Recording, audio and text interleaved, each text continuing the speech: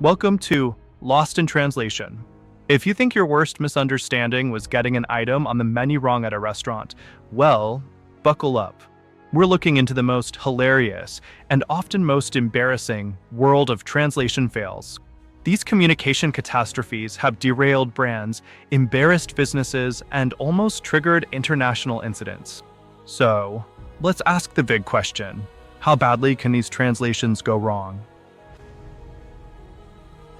Let's kick things off with some global marketing fails.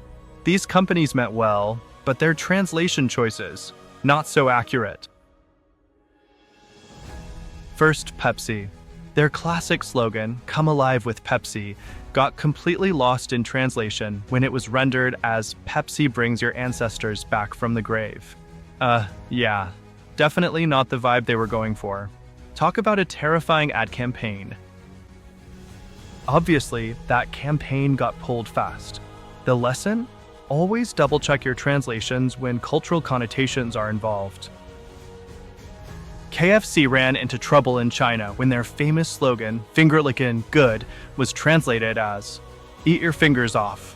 Yeah, not exactly the mouth-watering message they were hoping for. So much for making your customers hungry. The campaign was a disaster. Key takeaway: cultural nuances matter, especially when you're in the food business. But wait, it gets worse. Imagine losing millions because of a mistranslation. Yep, it's happened. Let's start with HSBC, a global banking giant. They thought they were promoting a message of cautious optimism with their slogan, "Assume nothing." But in several languages, it ended up as "do nothing." You can imagine how that message didn't quite inspire confidence, right? This translation fail cost HSBC a massive $10 million rebranding campaign to fix it. Ouch! The lesson? Precision matters more than you think. Then there's Parker Pen. Their slogan, "It won't leak in your pocket and embarrass you," was translated into Spanish as, "It won't get you pregnant." Yeah, that's a little too much information. This was a huge embarrassment, and needless to say, the ad campaign was pulled fast. The takeaway here? Get your translations checked by locals, especially if you're selling pens.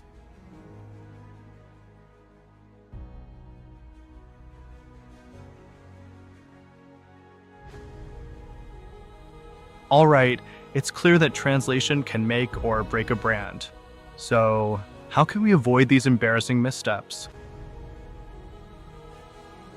Here's a few quick tips to avoid most translation nightmares.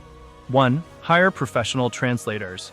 Yes, Google Translate can be helpful, but it's not perfect.